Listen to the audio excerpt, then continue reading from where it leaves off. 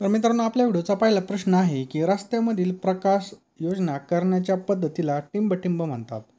तर मित्रांनो, याचं उत्तर आहे बघा डायरेक्ट प्रकाश योजना. काय म्हणतात त्याला? डायरेक्ट प्रकाश योजना. त्याच्यानंतर आहे बघा अल्टरनेटरचे फील्ड. बघा काय प्रश्न आहे, अल्टरनेटरचे फील्ड DC सप्लायपासून अलग करण्यासाठी कोणतं स्विच या ठिकाणी वापरलं जातं? तर मित्रांनो, फील्ड डिस्चार्ज. लक्षात ठेवा, हे स्विच या ठिकाणी वापरलं जातं.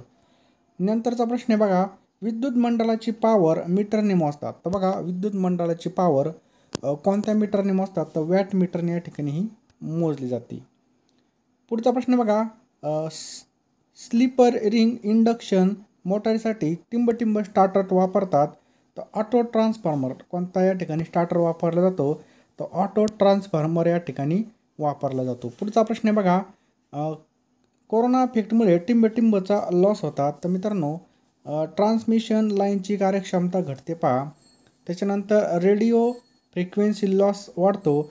लाईन मशीनमधील बघा पॉवर या ठिकाणी लॉस वाढतो. तर कॅरोना इफेक्टमुळे, कोरोना नाही तर कॅरोना इफेक्टमुळे. पुढचा प्रश्न आहे पहा, टंगस्टन धातूची बारीक तार बनवता येत असल्याने त्याचा वापर लॅम्पमध्ये टिंबटिंबसाठी करतात. तर मित्रांनो, टंगस्टन धातूची तार या ठिकाणी बनवता येत असल्याने त्याचा वापर बघा फिलामेंट बनवण्यासाठी. बघा आपल्या घरातला जो काही जुना बल्ब आहे पिवळा, त्यामध्ये टंगस्टन धातूची तार या ठिकाणी वापरलेली पहा. ट्रान्सफॉर्मरमध्ये कॉपर लॉसमुळे होतात. बघा ट्रान्सफॉर्मरमध्ये कॉपर लॉसमुळे काय होतं? तर AC व DC. लक्षात ठेवायचं बघा, AC व DC या ठिकाणी होत असतं. त्याच्यानंतर बघा मित्रांनो, आपल्यासाठी महावितरण भरतीसाठी या ठिकाणी आपण नोट्स अवेलेबल केलेल्या आहेत. आपल्याला काय करायचं, ह्या नोट्स फक्त 149 रुपयाला मिळणार आहेत पहा. 827555 8283 या नंबरला आपल्याला 149 रुपये फोनपे किंवा गुगल पेने सेंड करायचे आहेत आणि त्याच नंबरला बघा, ह्याच नंबरला पेमेंट केलेला स्क्रीनशॉट या ठिकाणी सेंड करायचा आहे बघा व्हॉट्सअपला.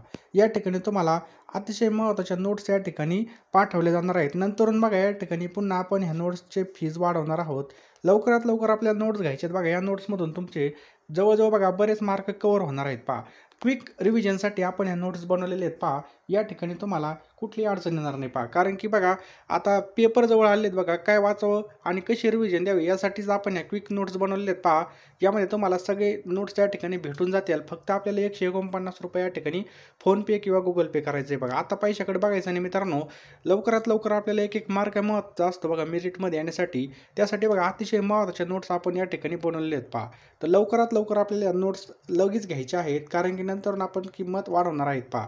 आपल्या सगळ्याला माहिती आहे बघा, पेपर जवळ आले आहेत आणि लवकरात लवकर ॲडमिशन घेऊन टाका. 149 रुपये काहीच नाहीत पहा. आपल्याला काय करायचं, या नंबरला सेंड करायचे आहेत आणि लगेच आपल्याला त्वरित या ठिकाणी नोट्स व्हॉट्सअपला या ठिकाणी मिळून जातील. 3 फेज इंडक्शन, काय प्रश्न बघा, 3 फेज इंडक्शन मोटरच्या रनिंगमध्ये एक फेज बंद झाल्यास काय होतं? तर थोड्या वेळातच बघा ती या ठिकाणी जळून जाईल. काय होणार? 3 फेज इंडक्शनमध्ये मोटर रनिंगमध्ये एक फेज बंद झाल्यास काय होणार? लगेच ती जळून जाणार.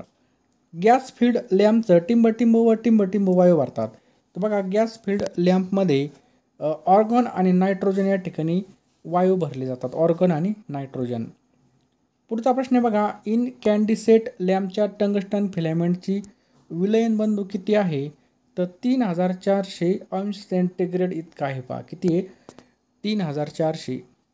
पुढचा प्रश्न बघा, HPMV लॅम्प टिंबटिंबमुळे उभा टांगतात.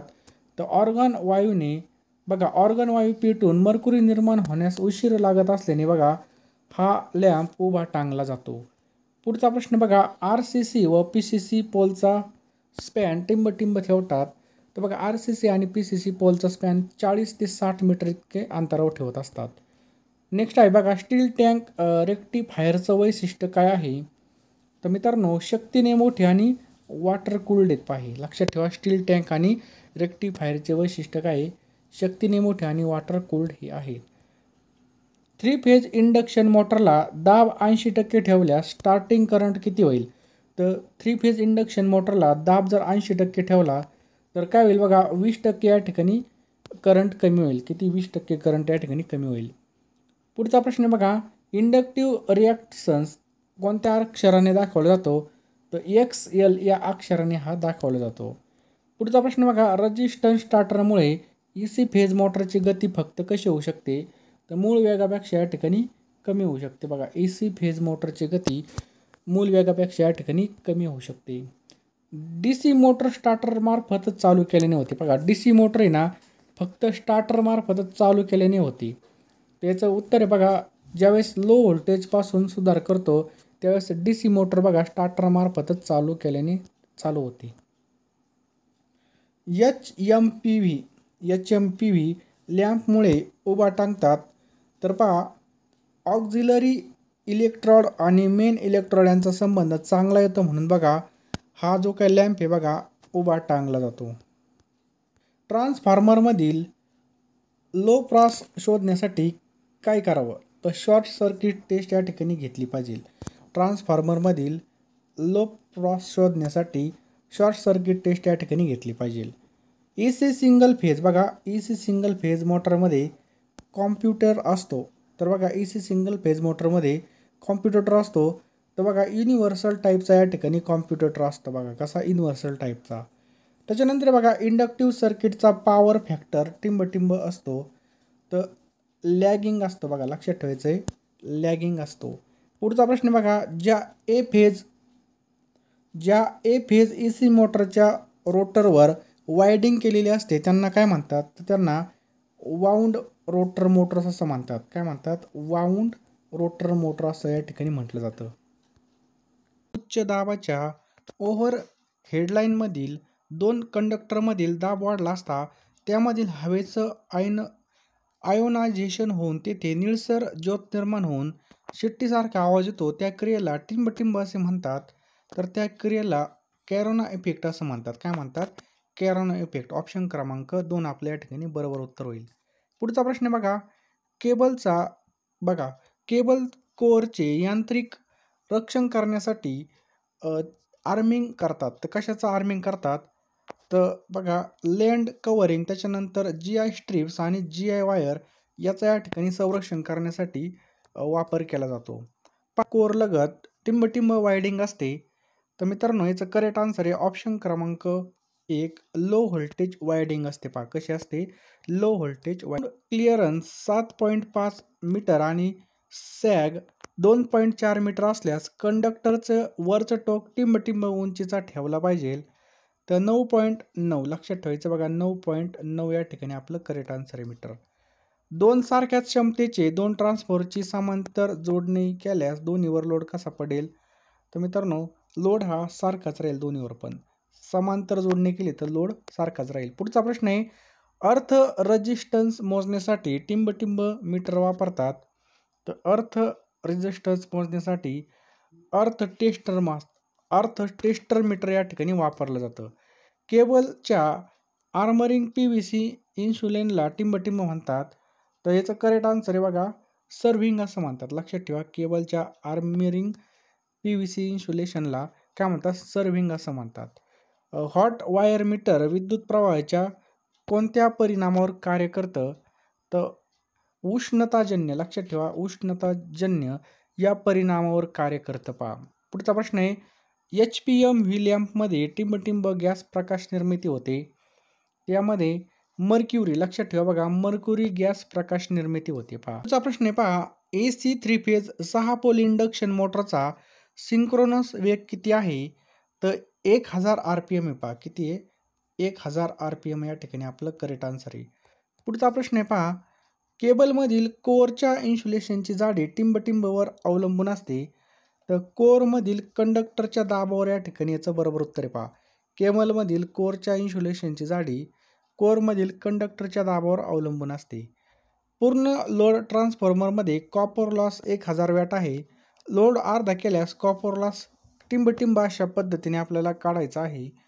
तर 1000 गुणाकारामध्ये बघा 1000 गुणाकारामध्ये 50 भागाकारामध्ये या ठिकाणी 100 आपलं येईल. या जर कॅल्क्युलेशन केलं 0 कटले 10 गुणाकारामध्ये 50 तर या ठिकाणी 500 या ठिकाणी आपलं उत्तर येईल. पहा बरोबर, म्हणून या ठिकाणी आपलं 2 हे ऑप्शन बरोबर आहे. मर्क्युरी व्हेपरचं आयुष्यमान किती असतं? तर मर्क्युरी व्हेपरचं आयुष्यमान असतं बघा 3000 कार्यतास. किती असतं बघा? 3000 कार्यतास इतकं आयुष्य असतं. पुढचा प्रश्न आहे, पहा स्लिपरिंग मोटरच्या स्लिपरिंगला स्पर्श झाल्यास विद्युत धक्का बसतो. बसत नाही याचं कारण या ठिकाणी विचारलं आहे. तर बघा स्लिपरिंग पॉईंट हा मोटार रनिंगमध्ये असताना स्टार कनेक्टेड होतो. त्यामुळे या ठिकाणी आपल्याला विद्युतचा झटका किंवा धक्का बसत नाही. त्याच्यानंतर बघा HPMV लॅम्पची कार्यक्षमता किती असते? तर HPMV या लॅम्पची कार्यक्षमता असते बघा 40 ते 50 ल्युमन वॅट. लक्षात ठेवा 40-50 ल्युमन पर वॅट इतकी असते पहा. HPMV लॅम्पमध्ये मर्क्युरीचा गॅस टिंब प्रेशरला निर्माण होतो. तर मित्रांनो याचा करेक्ट आन्सर आहे बघा हाय प्रेशरला. लक्षात ठेवा मर्क्युरीचा गॅस हा हाय प्रेशरला या ठिकाणी निर्माण होतो. टॉर्क या सूत्राने काढतात. आता टॉर्क हा कोणत्या सूत्राने काढला जातो? तर ऑप्शन क्रमांक 2 आपलं बरोबर उत्तर आहे बघा. BHP गुणाकारामध्ये 60 पुन्हा गुणाकारामध्ये 735.5 भागाकारामध्ये 2π गुणाकारामध्ये NS असा काढला जातो. एका ट्रान्सफॉर्मरचे सेकंडरी टर्न दुप्पट केले व प्रायमरी टर्न निम्म केले तर काय होईल? तर व्होल्टेजमध्ये काहीही फरक पडणार नाही. किती काही करा बघा व्होल्टेजमध्ये काहीही फरक पडणार नाही. हॉट वायर मीटरमध्ये टिंब डॅम्पिंग वापरतात. तर हॉट वायर मीटरमध्ये मित्रांनो AD करंट टाईप वापरला जातो. लक्षात ठेवायचं आपल्याला AD करंट टाईप या ठिकाणी वापरला जातो. HPMV लॅम्प मंडलामध्ये टिंब जोडलेले असतात. तर मित्रांनो याच्यामध्ये चोक बघा या ठिकाणी चोक इंग्रिटर आणि कंडेन्सर जोडलेले असतात पहा. HPMV लॅम्पमध्ये टिंब गॅस भरतात. तर मित्रांनो याच्यामध्ये ऑर्गन आणि मर्क्युरी हा गॅस या ठिकाणी भरला जातो. हॉट वायर मीटर स्केल टिंब असतात. तर मित्रांनो हॉट वायर मीटर स्केल या असमान असतात. कशा असतात? असमान असतात. नेक्स्ट आहे पहा HPMV लॅम्पमध्ये सहाय्यक इलेक्ट्रोड टिंब या ठिकाणी असतो. तर मित्रांनो याचं उत्तर आहे बघा मेन इलेक्ट्रोड जवळ समांतर असतो बघा. लक्षात ठेवायचं आहे बघा मेन इलेक्ट्रोड जवळ समांतर असतो.